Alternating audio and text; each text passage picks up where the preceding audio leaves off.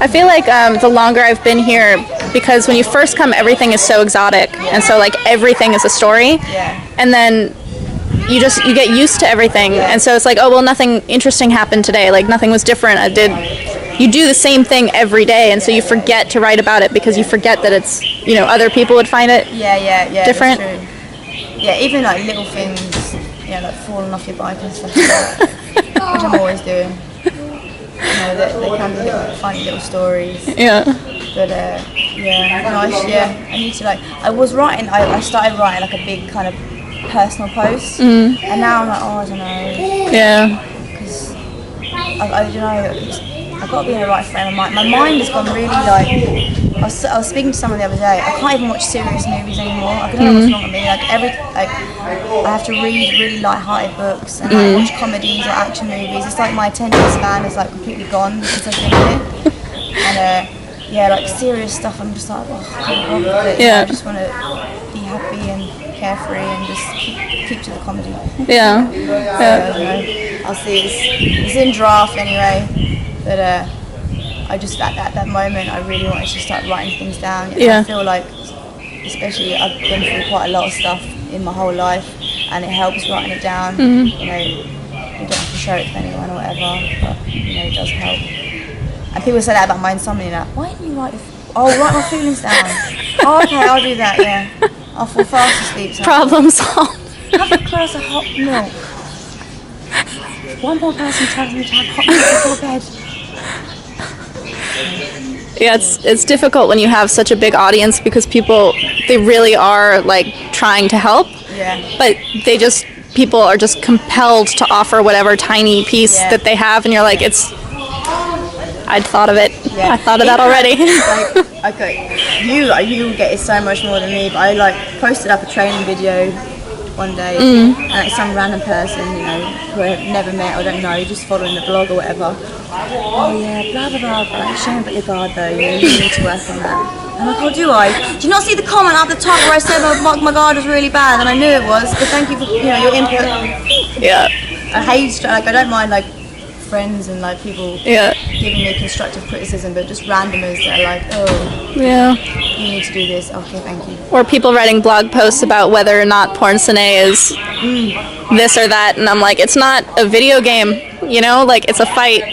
Different shit happens. Yeah, people just don't understand, especially here, like it's their whole entire lives, and like they get to a point where, like, I have to say, for the Thais here, they love fighting, they love it, and like he loved it so much. Like even if he, like, you know, some of the Thais, they have a contract, you know, where like if their opponent pulls out for whatever reason, they still get paid. Yeah.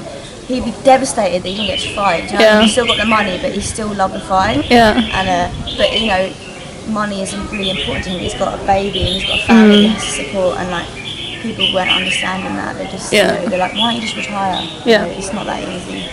Yeah. But he has now anyway, but he's got a great opportunity in Singapore, so hopefully he does well. Yeah. So my last question is about Kung Fu Panda, which I know you watch before all of your fights. So what is the connection? The whole panda thing was my coach back home. Like there was that advert. Did you see the advert? The panda cheese advert. I don't think we have panda cheese.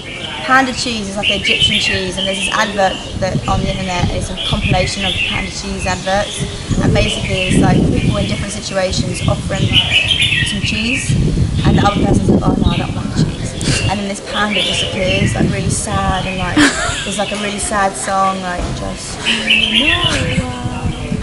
and they're like looking, and then just in a second the panda just flips out psycho and like smashes the room up or smashes whatever they're doing up and like completely ruins everything. And like when my coach saw it, he was like, oh my god, I see you. He was like, you've got this little innocent face, but you're a psychopath, like, you know, you just snap like that.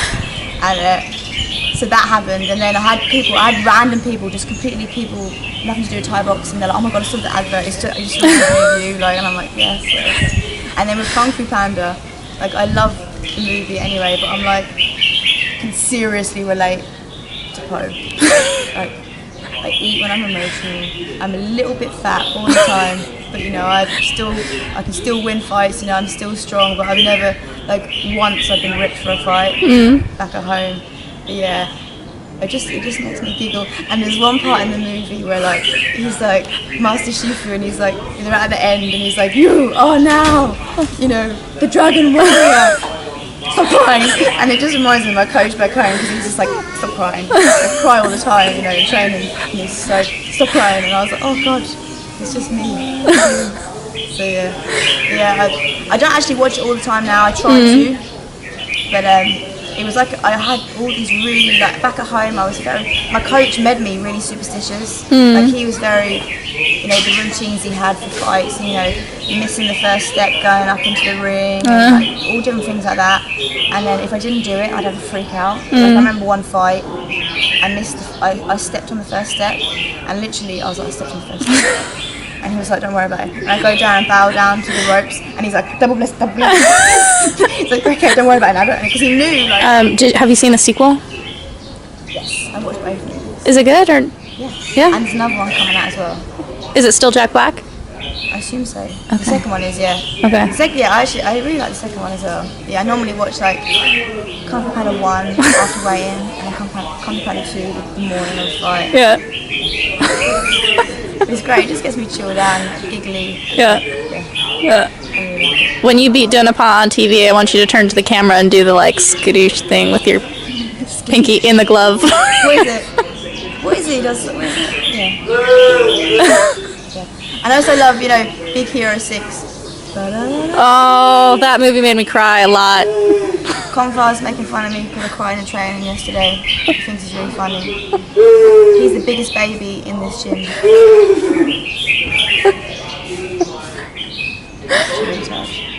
My trainer called me like frantically one time because some girl had like clinched with his son and then went and cried in the bathroom because he had sincerely hurt her neck, and she totally knew what was happening. Like, she just had an emotional thing. It was not like she was not upset about it, but he didn't know what to do. Like, he was like, "Sylvie, help me. What do I do?" And I'm like, "Just let her cry. It's okay." I don't think here, especially the Thais, they don't they put on such a front as the boys. But I see here like the boys like they fight, you know, messing around, play fight all the time. But like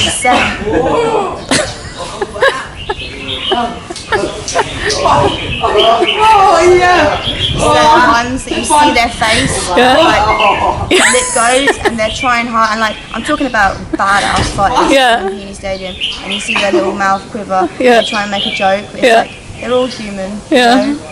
But they're just not used to it. Like, I don't think I've cried before here. I've cried on my sweat run, but I've come back and I'm like, but yeah, like I think they were kind of shocked at first, and then I was like, "You fucking motherfucker! I think you broke my toe!" And then they're like, "Kelly," and now I'm just get it for like a week now. And what?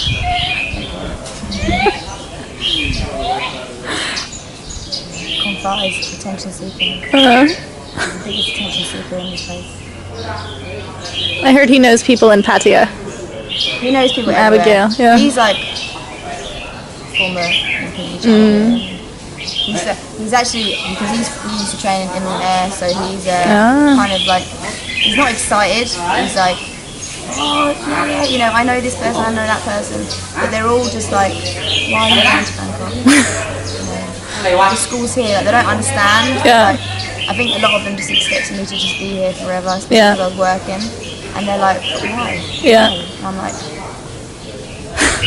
"Sick of hanging around with you every bleeding day." No. Like, I need more money. I don't know, I would like to go home for a holiday. And I think it's more possible working in Bangkok. So, well, they understand that. That's very Thai, But I'll still be visiting as much as possible. I hope. Like, "PA, have you got any room?" I miss everybody.